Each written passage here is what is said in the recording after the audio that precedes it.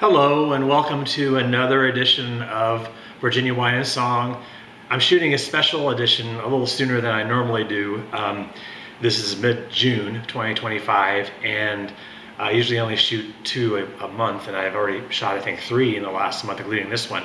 But I'm doing a special edition of this, and just as a reminder, this is the YouTube channel where I pair a Virginia winery and a wine from that winery with a piece of music that is typically underrated, an album or an artist or both. In this case, this is a tribute. So I'm gonna it's gonna be a little bit longer than my normal spiel probably, because it's a tribute as well as a Virginia Wine and Song episode. In the last 2 weeks, we've lost 3 musicians, and they always say, you know, things happen in threes. You know, we always have 3 people passing away, you know, kind of in rapid succession. And that happened last week. We lost Rick Derringer. Rick Derringer was a member of the Edgar Winter group, and he was one of the original studio musicians involved with Steely Dan. And he had his own hit called Rock and Roll Hoochie Coo, which I'm sure people have heard. So we lost him first, and then earlier this week we lost Sly Stone. Sly Stone, of course, needs no introduction. He was one of the pioneers of merging R&B with funk and pop music, and he was a huge inspiration to many musicians with his, not only his music but also his messages. All of his hits from the late 60s and early 70s. Look him up if you've never heard of him. Sly and the Family Stone. And just 2 days ago we lost Brian Wilson, the founding member of the Beach Boys and the last surviving brother of the Beach Boys. Of course, the other Dennis Wilson passed away, I think, in 1983. Famous drowning. Whether it was suicide or not is still not determined, but he passed away really early on in '83. And then Carl Wilson passed away. I think Carl Wilson passed away in like 2009. Let me check. I always have my Google handy here. Carl Wilson passed away in, oh, I was way off. He passed away in 1998.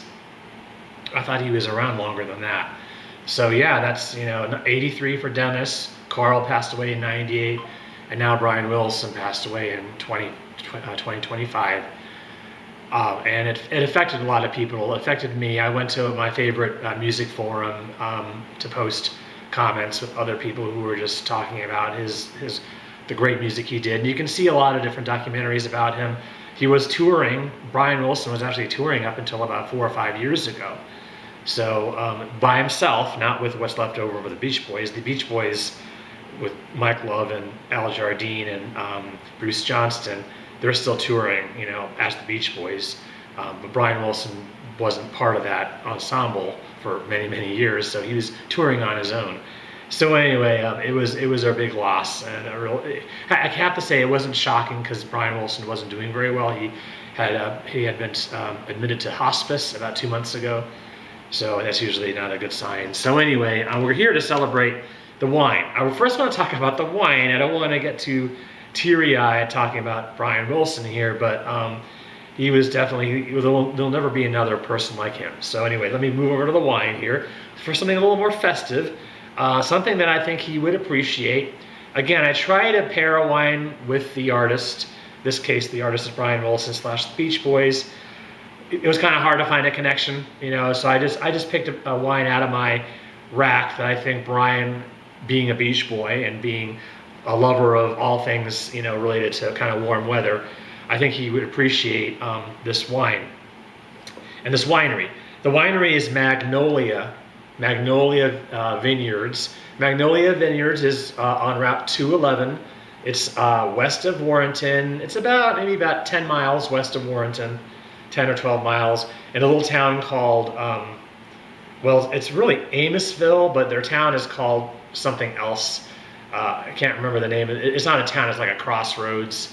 So their address is actually some other little town. And I'm not going to look it up because you can do it yourself. But Amosville is a little village that you'll see when you're on 211. So go on 211 towards Skyline Drive on 211. You'll see signs for it. They've got the highway signs. Magnolia, it's a left turn off of 211, and then you drive about a mile and a half, or almost 2 miles, to get to their vineyard. So they're definitely far away. I talked about Grey Ghost on this channel a couple of months ago. Grey Ghost is very close by. They're right off of 211, and you can probably do both of these wineries in one day. You can hit Magnolia, because they're the first one you're going to see, and then Grey Ghost, and then you can even go further down and do Narmada, which I focused on this channel back in February. So quite a few wineries there to choose from, and they're all unique. And as they are with all Virginia wineries, you're never going to go to a Virginia winery that's like another one. They're all different experiences. And Magnolia is a great. I find it to be a perfect merging of kind of a larger operation with a more intimate, smaller boutique style operation. And their wines are great. I remember going into their winery first, I think in 2012 maybe. They were operating in their home, in the basement of their home. And a couple of years later, they opened up their tasting room, which is right up the hill. And I love their whites. The reds are good too. I'm going to start with the reds because the reds, they don't. I have not been focusing a lot on reds lately because it's the summertime. But let me just tell you, they do have a Cab Franc there. It's actually a Cab Franc Reserve currently. And a Cab Franc Reserve, I think, is only available to wine club members, but they may give you a taste of it if they happen to have a bottle open. They have a Cab Sauv. A lot of Virginia wineries are not doing Cab Sauv. They have a Petit Verdot. So they have three of the really popular wines, red wines you see in Virginia now. Hawkins Run Red, which is a Bordeaux style red, which is a blend of Petit Verdot, Cab Franc, and Cab Sauv. So it's not quite a Meritage, because Meritage is 4 different wines. This is 3. So very, very good. One called Pazzo, which is Italian for crazy, and it's kind of it's a sweeter red. So they've got a good variety of the bold, classic dry reds, and they have a couple of reds that are a little on the sweeter side. And then going up to the whites, they have one called Black Walnut White, which I think is really good. It's a great summer table wine. It's a blend of Traminette, which is a little bit, on a sweeter, slightly sweeter side, more gingery. And then a little bit of Vidal Blanc, which is also a little bit on the sweeter side. Not terribly sweet. I'm not a sweet wine drinker. I can't stomach sweet wine, but I can drink this particular Black Walnut White, so it's good, even if you're not a big fan of sweet wines. And there's some Viognier in it as well. They have a Vidal Blanc, which is what I have right here. This is their Vidal Blanc. Again, it's a little, it's dry, but it has a little hint of sweetness to it. It's just a little touch there. But like I said, you can chill this, and on a hot day, like today's hot, it would work really, really well. Brian Wilson would definitely like this wine. I think he would also like this label, because Magnolia, I don't think he's ever written a song about a Magnolia, or Magnolia tree, but that would be something he probably could have written about.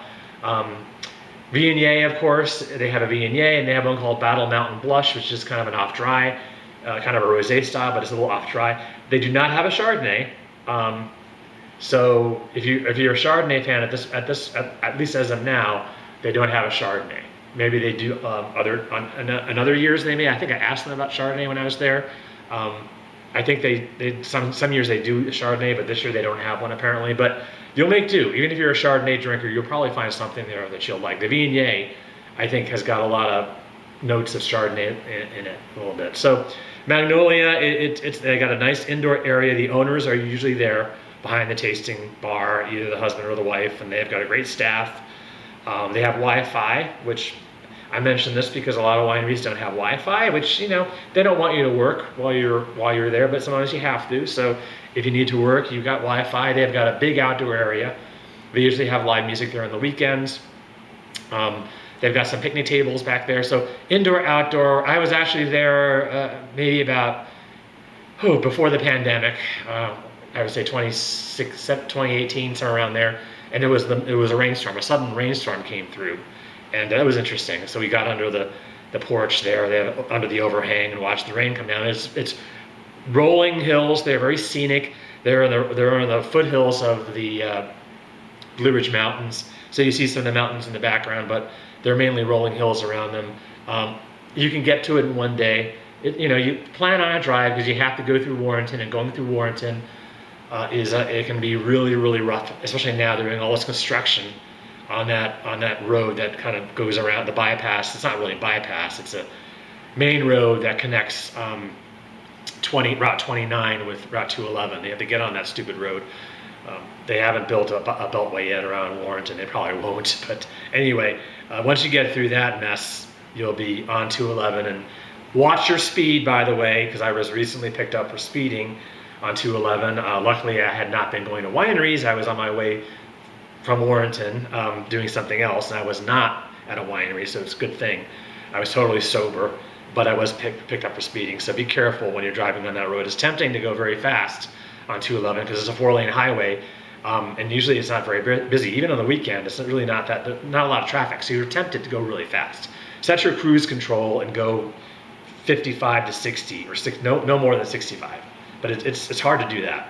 So anyway, Magnolia Wine, a winery that I know Brian Wilson would approve of. I know he would like the label. So we're gonna obviously match this wine, and because it's a tribute video, I'm gonna actually talk about 2 albums by the Beach Boys. And there's a besides the Beatles and maybe the Rolling Stones and Led Zeppelin, I can't think of any other band that's had more books written about them than the Beach Boys, because all the family members were such characters. Even the father and the mother of the Beach Boys were very interesting. The father was actually musically inclined. He was a Marine and very, very strict. And there's a lot to be told about the upbringing they had in California. So anyway, I'm going to talk about 2 albums that are... I'm not going to talk about Pet Sounds, because Pet Sounds is not an undiscovered album. But I'm going to talk about a couple others. Now, Beach Boys they were not really known for their albums up until Pet Sounds. They were mainly a singles band. Most people just got their singles, or they got their greatest hits sets or whatever. Pet Sounds kind of put them on the map as an album worthy, a band that you really needed to listen to the whole album, because they were kind of conceptual at that point. They had this genius that some musicians have even compared to Mozart and Beethoven. Brian Wilson, he was behind the whole thing, as troubled as he was, and he was very troubled. In his later years, he was the first to tell you that. I never met him, unfortunately, but you see him in numerous documentaries, and he talks about, he was troubled, and he took to self-medicating, and he actually took real medication. But he was able to produce music, great music. So the first album I'm going to talk about, which I think it was actually a precursor to Pet Sounds. It was an album that when they ended up having a lot of singles, a lot of 45s, and back in those days, in the early to mid 60s, 45s usually were some of them were double-sided hits. The DJs would play both sides of the 45. So the Beach Boys had quite a few of those. Like "I Get Around" was a 45. On the A side was "I Get Around." The B side was "Don't Worry Baby." And 2 beautiful songs on a 45. So that's why they didn't have a lot of albums, but the albums they put out were really interesting. And I think everybody has their favorites. The one I pick as my favorite of that early era is this one, Summer Days and Summer Nights, which I think is a perfect album for this time of year, which is mid-June. And it's got them on a sailboat. They were into water sports, not just surfing. They loved sailing. They loved anything to do with the water. Deep sea diving, scuba diving, they were on it.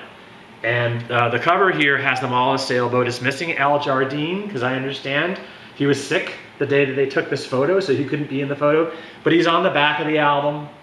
And of course, this is being a mid-60s album. There's usually a lot of text on the back of the album, and they have not only their pictures there, but they also have their signatures. They were not egomaniacs. The label probably had them do that, because not only were they musicians, they were also kind of heartthrobs. I mean, they made a couple of movies. Dennis Wilson was definitely, I almost dropped it. Can't have that happen. Dennis Wilson was definitely, the heartthrob, and he got a lot of attention, but the others did as well. Al Jardine and Carl, and I don't think Brian Wilson ever was thought of as a heartthrob, but maybe. Anyway, this album, the thing about these early albums, up until Pet Sounds, they had like maybe half of the albums were great, and the other half were kind of filler. And I think that was because they had all those great songs, but Brian is not a machine. He's not a computer. He can only pump out a great song every maybe once or twice a week maybe. And it wasn't enough usually to put out an album. They were putting out a lot of albums. They had Beach Boys Today, and they had Surfer Girl, and they had Surfin' USA, and they had Shutdown, and all these other albums that came out really like one after the other. And I call this their lead up to Pet Sounds, because there are a couple of songs on here that I think are real best kept secrets. One of them is "You're So Good to Me." Was just like it's a great song, and that could have easily fit on Pet Sounds, I think. There's another one on here called "Girl Don't Tell Me" with Carl Wilson on the lead. "Girl Don't Tell Me" was actually a song that Brian Wilson in later years he considered that to be one of his best songs, and those were not hits. Those two ones. "Let Him Run Wild" was kind of a you heard of that a little bit, but the two big monsters on this album were "Help Me Rhonda." "Help Me Rhonda," it was actually the second version they did. The first version was on the Beach Boys Today album, which was very different than the one that's on this album. The one the version of "Help Me Rhonda" on this album was actually a hit. The one on Today almost sounds like a demo version. It's okay. It's got a different type of tempo to it, a different beat to it, and it's definitely more raw, I think. But I like the one on this is more slick. You can hear why the one on here became the hit. Al Jardine is on vocals on that. So "Help Me Rhonda" was a huge hit. And then of course the other big monster on this album was "California Girls," which we don't need to even talk about that song. "And Your Dreams Come True" was the last song on the album. I think I just mentioned the really great songs: "Girl Don't Tell Me," "Let Him Run Wild," "You're So Good to Me," "California Girls," "Help Me Rhonda," and "Your Dreams Come True." The not so good songs, the filler that you just have to get through because they've got a charm in their own way. Songs like "Amusement Parks USA," where they just talk about amusement parks, and "Salt Lake City," where they talk about going to Salt Lake City to perform for their fans. Kind of silly little songs. "I'm Bugged at My Old Man," where Brian Wilson just talks about his relationship with his father Murray, which was very complicated. Anyway, this is a really great record, and I think because the production value on those songs I mentioned, those good songs I mentioned, I think it really was a warm up to Pet Sounds in many, many ways. So this is a good album. I'm not going to waste time trying to get that back. By the way, this is a remaster, which is why I'm glad I didn't almost drop it there. It was remastered a couple of years ago on heavy gram vinyl, and it's stereo. A lot of the Beach Boys albums were put out in mono and stereo. I got this one on stereo, and it's a heavy gram, very heavy gram quality. On Capitol, of course. Capitol was their label. They had their own label later in their career called Brother Records, but Capitol was their main label. So anyway, if you have Spotify, go ahead and download this album if you can. And I'm not going to waste time trying to get that back into his sleeve because I want to move on. By the way, I also have this on CD. This was a remaster CD. They put this remaster CD out back in the 90s, and it's actually a double album. Two different records on this. It's got the Beach Summer Days and Summer Nights, and it's also got it's got Beach Boys Today. Beach Boys Today has the version of "Help Me Rhonda." Like I said, it sounds like a demo version of that. And I always, back when I had a CD player in my car, I always burned a copy for my car and a copy for home because that's just the geek that I am. So now we're going to move on. I'm going to move a little faster here, but I'm going to move on to another album. This is an album from their later career. This is an album that they did after Brian Wilson had his nervous breakdown. He had his nervous breakdown, I think, in 1965 or 66, early 66. Right around the time I think they were putting this album out, actually. And he decided he didn't want to tour anymore, and he concentrated on the studio, and he put Pet Sounds together. The Beach Boys went over to Europe and performed in Europe. Brian stayed behind and wrote Pet Sounds.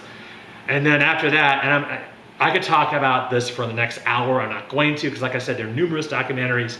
I'm just going to talk about an album that came out a couple of years after Pet Sounds. And it was the first album I played, actually, when I heard about Brian Wilson's passing, and that's this one. This is Surf's Up. And of course, most people have heard the song Surf's Up before. I just thought of this song because there's this album, by the way. I thought about this album because there's a song on this album called "Till I Die," where Brian is talking about what he feels like he's going to become when he dies. He's a cork on the ocean, sailing out to sea. I mean, I think Brian Wilson may have been in his 20s when he wrote that song. And of course, he was not well, but he was able to put out this music that was just so sublime and just timeless. There'll never be anybody like him. I'm sorry, with all these acts that are out now, there'll be nobody like him again. That's why, like David Bowie, I was almost affected as much was when Brian Wilson passed. It affected me just as much as when David Bowie passed. And I think a lot of people felt that way. We had a lot of other artists have lost us since David Bowie passed, but like Prince. But you know, every artist who passes away, you know, leaves a different impression on people. But anyway, this is the Surf's Up album, and it's got, like I said, it's got the song Surf's Up, but also the song on here, Till I Die. Don't go near the water. Don't Go Near the Water is actually this pro-environmental Save Our Waterways song. They talk about the pollution in the water and how it's killing the oceans and rivers and lakes and streams. And this is back in the this album came out, I think, in 1970. So, you know, pollution was a big deal back then. The EPA had not been founded yet. Long Promised Road is on here as well, which has been featured in a lot of films. Student Demonstration Time is the one Misfire. It was Mike Love's little composition. Again, a product of its time. There were a lot of protests about the Vietnam War going on, and Mike Love decided to write a song about that. It's not really a song. It's just him reading off poetry, kind of. And anyway, weird song. I usually skip over it, but it's the last song of side one. Side two has got, I think side two is the better side. That's got Feel Flows. Feel Flows is a song. It's actually the title of one of their box sets they put out recently. And then A Day in the Life of a Tree. Another environmental type song where Brian Wilson basically becomes a tree. So really profound stuff on this album. They didn't tour it. This album was actually composed of a lot of bits and pieces of an album that was supposed to be called Smile. And you can read about Smile and Smiley Smile. This is the label. I bought this at a used record store, so I don't know what pressing this is. This is EMI Capital. The fact that EMI is featured on here prominently leads me to believe that somebody got this in the UK or in Europe, because the label is different from the normal Capital label. So anyway, I got it at a used record store, so I don't know where the origins are, but it sounds very, very good. By the way, in 2017, you can, if you decide that you have nothing better to do with your time, and I don't do this unless you actually have nothing better to do, or if you're interested, I did shoot a video on this channel in 2017. One of the first videos I made for this channel that I talked about Wild Honey. Wild Honey was an album they put out right after Smiley Smile. Smiley Smile was supposed to be Smile, and I talk about all that stuff in that video, so I'm not going to repeat what I said in that video, because you can, if you feel like looking it up, you can look it up yourself. So anyway, this is Surf's Up, and this was actually remastered a couple of years ago on an SACD, Super SACD. The quality of the tapes was so good, apparently, that they were able to put out an SACD of this album, as well as Sunflower and Holland and Pet Sounds. And those are really great albums. Pet Sounds everybody knows about. Sunflower is not as common, neither is Surf's Up, and definitely Holland is not very popular. But those are all albums worth checking out. And this is the Surf's Up album on an SACD. It sounds absolutely beautiful. The vinyl sounds good too, because the vinyl is really how most people heard the Beach Boys for the first time. So before I break, I just want to say one more thing. If you are looking for something, the definitive documentaries about Brian Wilson, there are probably some on YouTube you can find. But if you still have a DVD player or a Blu-ray player, I'm a big fan of physical media. I support physical media, obviously, by still having CDs and vinyl. I also have a Blu-ray player. You can get this. I think this is still in print. This is a double feature that's on this one DVD. One is called The Beach Boys and American Band, and the other is Brian Wilson, I Just Wasn't Made for These Times. So the first documentary is, of course, all about the Beach Boys, and this documentary came out in the 80s. And it's got great archival footage of the Beach Boys and their family. It opens up with, I think it's Brian's birthday or Carl's birthday, somebody's birthday in summer of 1976. Summer of 76. And there was a Beach Boys revival that summer. There was also a little bit of a Beatles revival. A lot of these bands from the 60s were making a big comeback in the mid 70s, and the labels were loving it because they could re-release all their albums. And the Beach Boys had a greatest hits set that came out in '76. So I think they shot a lot of this video for the release of that greatest hits set, but it made it onto this An American Band documentary. And there are interviews with Brian Wilson where he's in bed, because he was in bed. I think he spent a year in bed. He never left his bed. So he's being interviewed while he's in bed. And he's very upbeat. He's very frank about the background of the Beach Boys. He talks about the songs and the music, but he's in bed in his pajamas and the whole 9 yards. So anyway, that's a great documentary, great footage of all the Beach Boys. Some interviews that were shot in the 80s with Carl, because he was still with us in the 80s. Dennis is not, Dennis is in this, but it's from the 70s. It's the footage from '76. They show Dennis Wilson being interviewed for '76. And they talk about their concerts on the National Mall on July 4th. That's talked about prominently. Again, this movie, I think this documentary was made in like 1984. So it's definitely got some good stuff in it. This other movie on here, Brian Wilson, I Just Wasn't Made for These Times. This was a documentary that was made 10 years later, in 1994. And it's all about Brian Wilson. And his wife is interviewed in here as well, Marilyn, and his daughters, who were in Wilson Phillips, which is a big pop band that was around in the early 90s. And it's all about him and what Brian Wilson went through and his breakdown, and it talks about all the stuff. If you saw the movie Love and Mercy with John Cusack playing Brian Wilson, and Paul Dano and John Cusack both played Brian Wilson in that movie, Love and Mercy. They talk about Brian's relationship with a psychiatrist, and it's very, what that guy did to Brian's psyche was pretty bad, pretty unforgivable. And they talk about this in this documentary. So anyway, if you have the ability to play a DVD or a Blu-ray, try to find this if you're interested. I mean, I have to say, when the Beach Boys were first popular in the 70s and even in the early 80s when they came back, I always passed them off, as many people did, as just surf music. They just were silly. All they were singing about were surfing and girls and cars. I didn't really experience and listen to Pet Sounds probably until the 90s. So they were definitely kind of ahead of their time. So I'm going to once again do a shout out to Magnolia Wine and Surf's Up and Summer Days and Summer Nights by the Beach Boys. I hope you enjoyed this video and this tribute, and treat yourself to some Magnolia Wine and to some Beach Boys music, and have a good day. Thank you.